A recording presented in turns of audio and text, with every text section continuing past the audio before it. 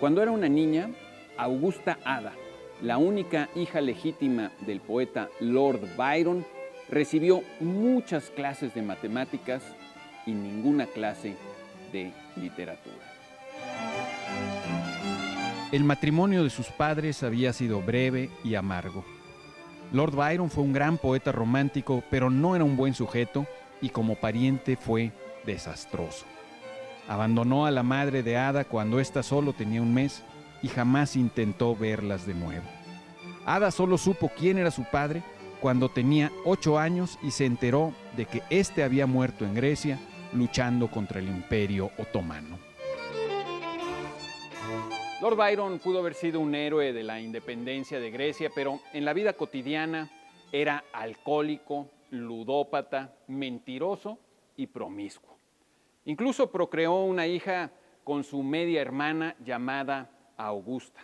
Es decir, a su propia hija, Augusta Ada, Lord Byron le puso el nombre de su incestuosa amante.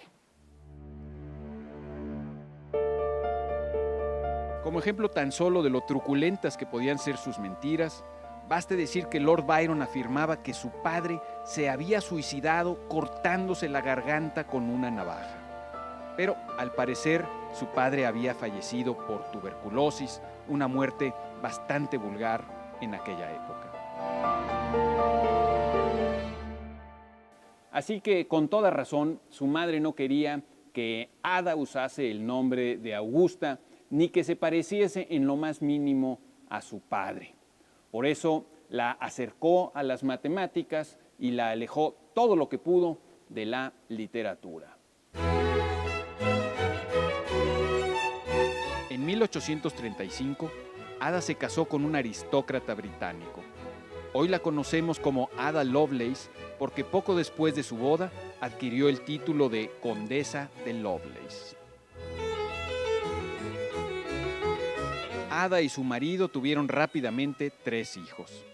Para 1840, parecía que ella iba a dedicar el resto de su vida a vivir como vivían las señoras ricas de su época, atendiendo a su familia, sus amistades, sus propiedades y disfrutando de la lectura y de los chismes en sus ratos libres.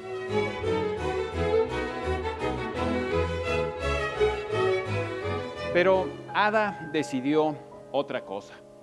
No había podido ingresar a la universidad, bueno, ni ella ni ninguna mujer de aquella época podía hacerlo. Sin embargo, sabía más matemáticas que la mayoría de los profesores universitarios de entonces.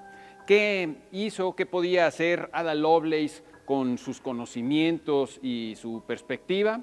Bueno, pues se reinventó, se transformó por completo y lo hizo en algo inaudito.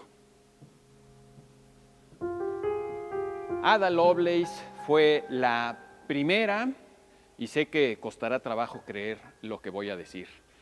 Ada Lovelace, la condesa Ada Lovelace, fue la primera persona en escribir un programa de software. Sí, la primera programadora y el primer programador de software de la historia.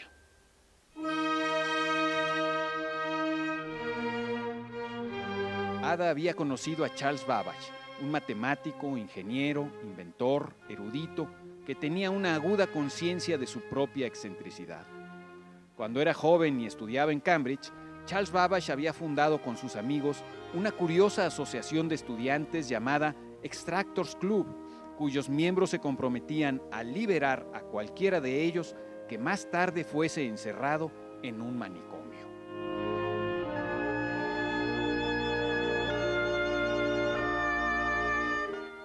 Junto con otros estudiantes decepcionados por el pobre nivel de las matemáticas en Cambridge, fundó también otra asociación bastante más seria, la Sociedad Analítica.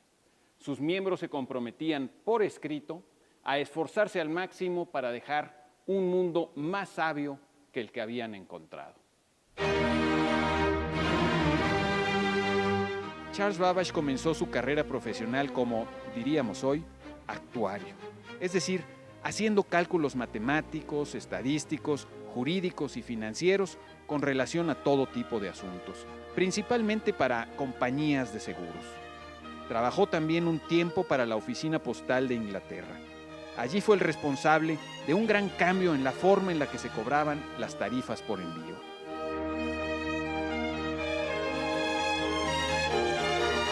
Babbage se dio cuenta y demostró con cifras que el mayor costo en que incurría la oficina de correos no se debía al envío físico de las cartas y los paquetes, sino a la pesada carga burocrática que en gran parte se debía a que cada carta y cada paquete tenía un costo específico prorrateado. Así que por su iniciativa se estandarizaron las tarifas de correos en Inglaterra primero y después en todo el mundo, y los ahorros han sido enormes.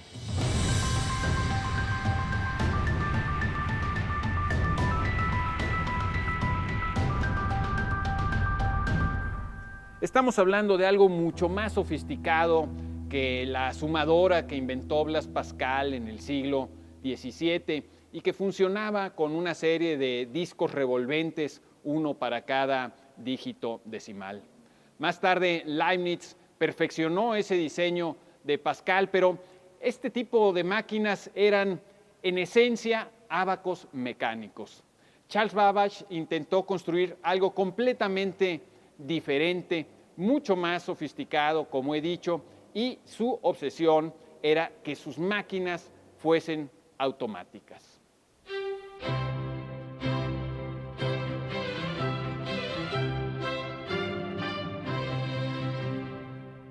Recordemos que estamos hablando de la primera mitad del siglo XIX. Babbage no tenía electricidad, mucho menos electrónica. Vaya, ni siquiera tenía plástico. Las máquinas de hacer cómputo de Babbage, hechas de madera y metal, estaban diseñadas para funcionar con energía de vapor.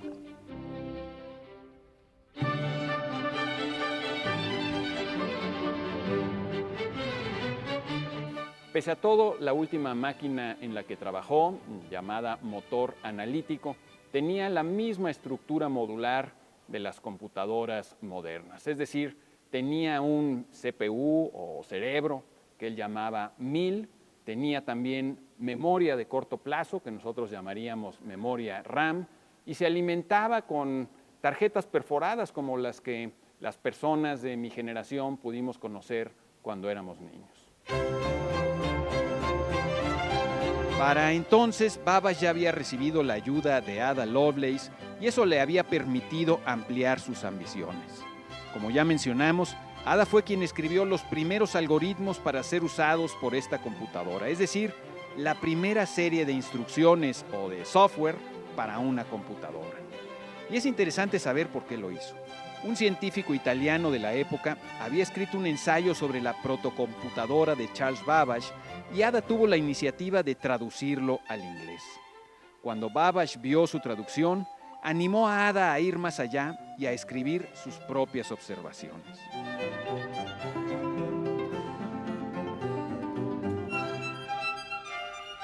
Lo que ella hizo, con exagerada modestia, fue escribir una serie de notas al pie de su traducción. Esas notas valen mucho más que el ensayo del italiano y es por esas notas que hoy podemos considerar a Ada Lovelace como una de las personas más visionarias del siglo XIX. En cierto sentido, la persona más visionaria de su época. El motor analítico de Babbage, programado por Ada Lovelace, no pudo terminarse y nunca llegó a funcionar. Los problemas económicos primero y después, en forma definitiva, la muerte, impidieron a Charles Babbage culminar su proyecto. Babbage creyó que, después de él, el mundo tendría que esperar otros 50 años para que otra persona intentara crear máquinas semejantes a la suya.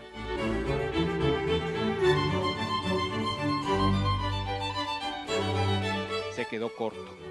Fueron necesarios más de 100 años para que los ingenieros construyeran las primeras computadoras. Pero Babbage había sembrado, en la imaginación de muchas personas y algunos escritores, la posibilidad de crear máquinas pensantes. El mismo Edgar Allan Poe llegó a escribir una nota preguntándose qué debería pensar acerca del motor analítico de Charles Babbage.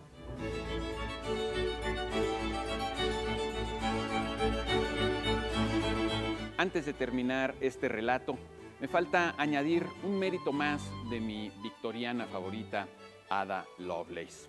Ella no solo fue la primera persona en escribir un programa de software, sino que también fue la primera persona en percatarse de que una máquina diseñada para hacer cálculos numéricos de gran magnitud y a gran velocidad también podría usarse con fines no numéricos, en concreto para manipular el lenguaje musical, es decir, para hacer música, para hacer arte.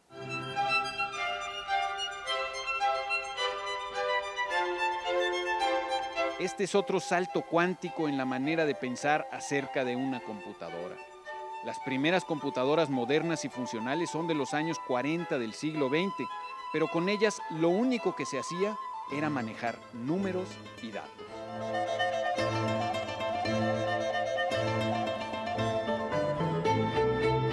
Hubo que esperar otros 30 años, hasta los años 60, para que comenzáramos a usar las computadoras con fines artísticos, en la gráfica, en la fotografía, en el video, en la música, en la literatura, etc.